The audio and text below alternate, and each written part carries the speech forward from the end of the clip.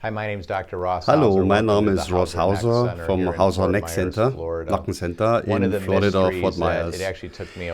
Eine der Kuriositäten, die ich hatte, die mich eine ganze Zeit lang gekostet haben, bis ich sie herausgefunden habe, sind Patienten,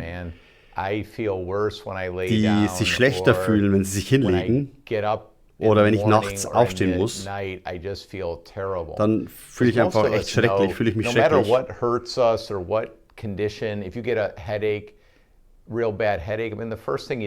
Also normalerweise ist doch das Seltsame, weil das Erste, was du machst, ist dich hinzulegen, wenn du wirklich mal einen Kopfweh bekommen hast. Ja, dann legst du dich hin, um zu ruhen. Und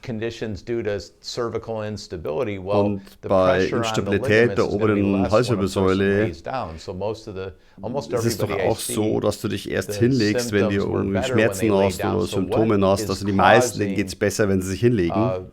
Und in der Forschung danach, nach der Ursache, kam ich zum Queckenstedt-Test. Und das ist das Video hier heute, was wir uns das mal genauer anschauen wollen. Ein bisschen schwer zum Aussprechen, Queckenstedt-Test. Also es kann sein, wenn du dich hinlegen musst, dass wenn du dich hinlegst, dass dann die Gehirndurchblutung über die Vene jugularis unterbrochen wird und das zu Symptomen führt und dass das besser ist, wenn du eben aufrecht sitzt. Also hier sieht man mal, dass viele Ursachen haben kann, dass praktisch die Flüssigkeit nicht mehr ins Gehirn fließt und vom Gehirn wieder runterfließt. Und das geht eben über den Nacken und da gibt es verschiedene Ursachen. Und wenn jetzt die Kurve nicht mehr passt, also von der Halswirbelsäule, dann kann die Jugularis-Vene eben abgezwickt sein und dann eben auch die Rückenmarksflüssigkeit unterbrechen. Und das kann auch den Gehirndruck erhöhen. Has a symptom, and the symptom could be as simple as head pressure, eye pain, facial pain, Symptome können hier sein Kopfweh, Kopfdruck, Augendruck, Migräne, Kopfweh. Und das kann durch eine Kompression, einer Unterbrechung der Jugularvene verursacht werden und dafür ist der Queckenstedt-Test eben sehr gut geeignet. Queckenstedt-Manöver, das werden wir gleich euch zeigen, was es ist 1916 bei Dr. Queckenstedt, Hans Queckenstedt entwickelt worden, wie er eben in der Armee tätig war, also dann in der Armee gedient hat. This is an article which Izzy put down there.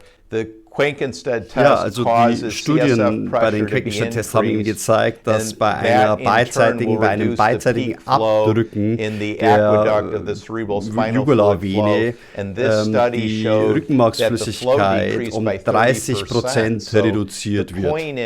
Der Punkt ist also jetzt, wenn sich eine Person fragt, ob eine Blockade der Flüssigkeitsflusses zu Kopfweh, Tinnitus oder vielen anderen Bedingungen führt, also vielen anderen Beschwerden, dann ist der Queckenstedt-Test doch sehr gut geeignet.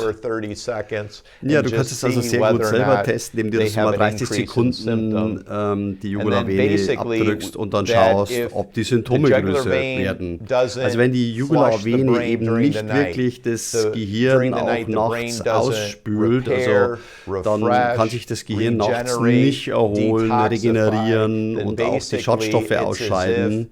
Also das ist praktisch die Toilette des Gehirns, wo die ganzen Abfallprodukte ausgeschieden werden. Und ja, du bekommst also ein wirklich vergiftetes Gehirn. Also gerade Gedächtnisprobleme, Parkinson, Demenz, hat also alle diese Vergiftungserscheinungen im Gehirn. Also es kann auch sein, dass du praktisch dass die Vene einfach blockiert ist und dass dann die Rückenmarksflüssigkeit auch nicht mehr richtig fließen kann. Und das Gehirn nicht richtig ausgespült wird. Ja, das Ganze zeigt der Queckenstedt-Test. Und das ist eine sehr einfache Diagnosemöglichkeit. So wie wir das normalerweise machen im Büro. Genau, wir drücken dann die Venen ab.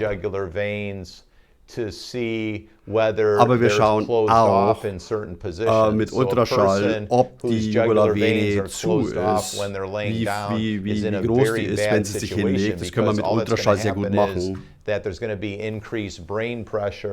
And they don't have a method to reduce the brain pressure because normally laying down also normalerweise ist es so, wenn du dich hinlegst am Rücken, dann öffnen sich die Jugularvenen und der Druck im Gehirn müsste zurückgehen.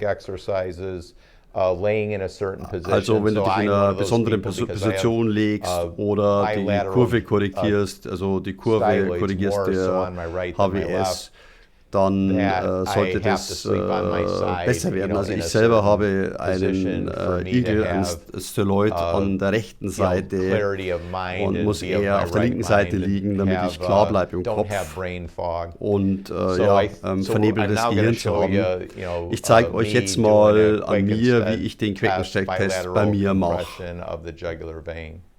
So we're going to do a QueckenstedtTest on me in the upright position. Okay, wir machen das jetzt erst praktisch aufrecht und wir schauen uns jetzt erstmal an, wie die Jugularvene ausschaut. Ja, Carina macht es. So, lass uns das mal anschauen. So, also aufrecht sieht man jetzt hier, dass sie so ein bisschen offen ist. Und jetzt werde ich so ein bisschen drücken und ihr seht, dass die, ja, also wenn man so ein bisschen drückt, wie auf der Toilette, dann öffnet es die.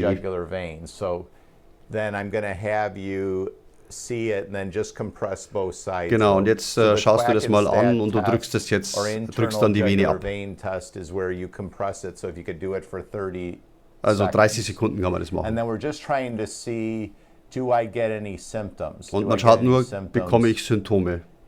So this was typically used if a person had migraine headaches. Also das ist meistens bei Migräne oder Kopfweh, dass man den Test macht. Or jugular vein compression give you a migraine. So I would even say da kann man den Zusammenhang eben feststellen, dass eben das zur Migräne führt. So, also ich fühle jetzt so ein bisschen mehr Kopfdruck.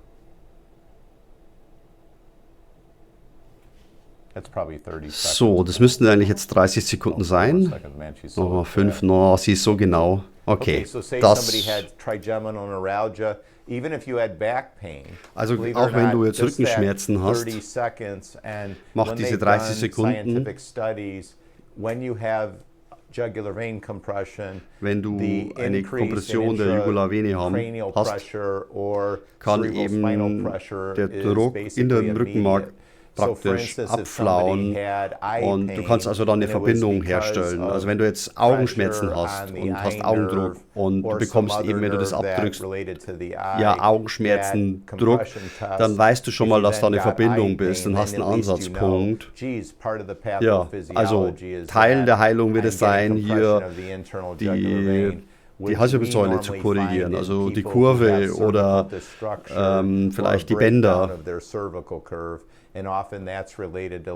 Ja, meistens ist es eben auch durch Instabilität der oberen Halswirbelsäule mit verursacht.